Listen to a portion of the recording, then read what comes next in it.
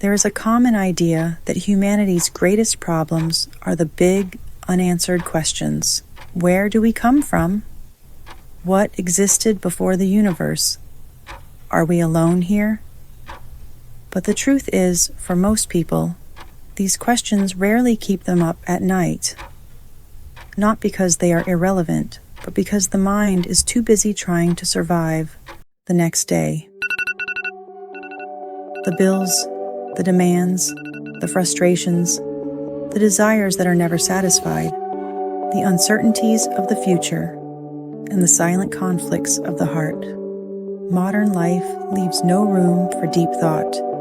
It pushes us forward every single day as if stopping were a risk. And in this constant shoving, the mind becomes besieged, surrounded by stimuli, opinions, expectations, fears that never stop talking. Few stop to ask, why do I feel this way? And even fewer look for answers where no one else is looking.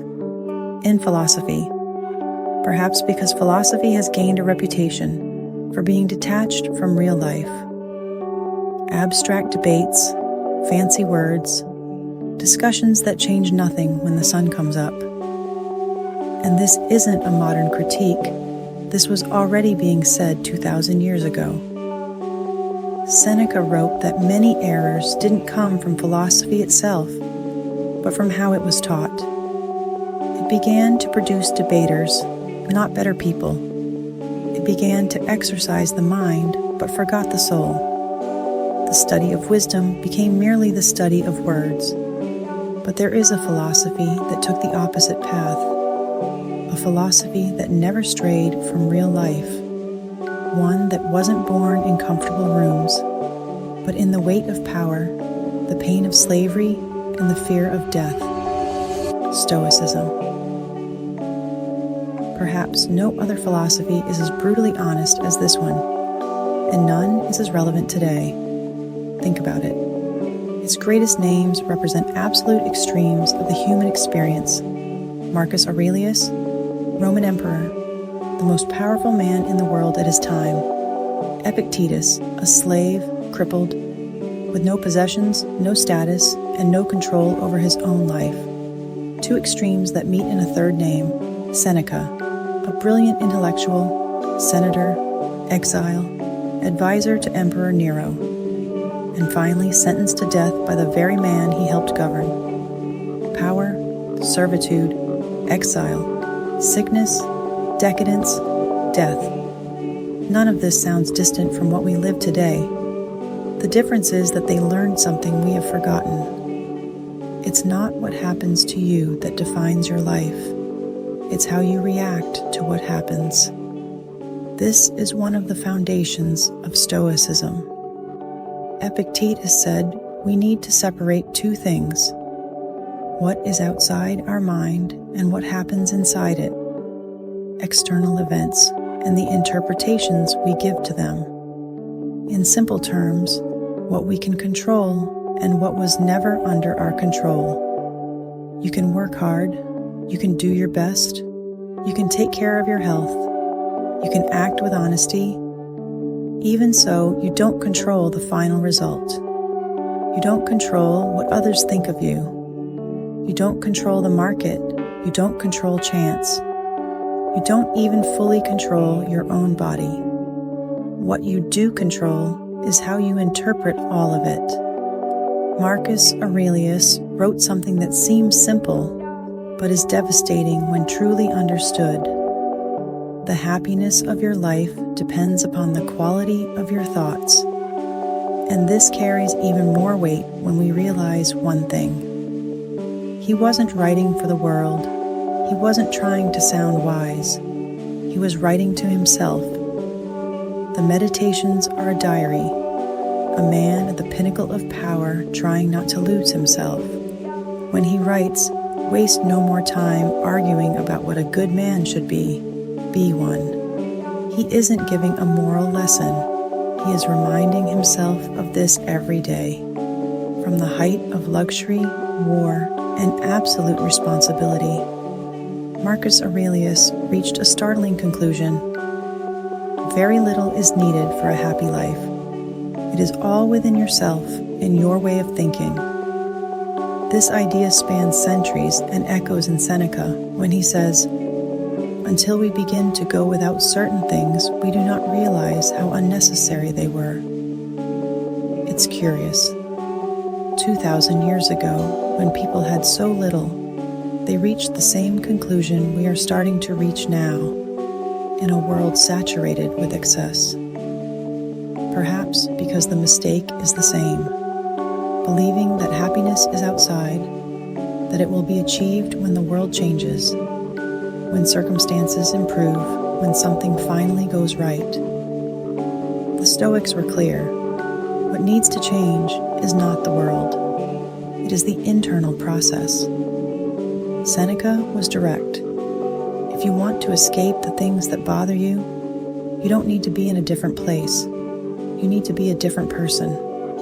You can change cities, jobs, relationships, countries, but you cannot run away from yourself. Wherever you go, your mind goes with you.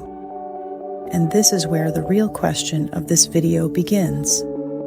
Is it possible to find inner peace, regardless of external conditions, even in pain, even in chaos, even when nothing goes as expected? Epictetus answered this in a brutal way. Sick and yet happy, in danger and yet happy, in exile and yet happy, dying and yet happy. These words don't come from a comfortable theorist. They come from a man who lived as a slave, who knew real pain and who understood something that few ever do. Sometimes, even to live is an act of courage, and perhaps that is exactly what you need to relearn right now, after understanding that we cannot run away from ourselves. The most difficult question arises. What, in fact, is within our control? Stoicism begins with a simple and brutal division. There are things that depend on you, and there are things that never did. Epictetus was direct. Human suffering is born from the confusion between these two things. You don't control what people think. You don't control their behavior. You don't control chance, loss, or the unforeseen. But you do control how you interpret all of it. Most pain doesn't come from the event itself. It comes from the narrative your mind builds on top of it. A critique becomes a humiliation. A mistake becomes an absolute failure. A silence becomes rejection, and without realizing it, you surrender your peace to something that was never in your hands. This is why the Stoics saw self-control as a form of freedom. Not reacting impulsively isn't weakness, it is mastery. Marcus Aurelius reminded himself every day, you have power over your mind, not outside events. Silence, in this context, is not an escape, it is a strategy. To respond on impulse is almost always to obey the provocation.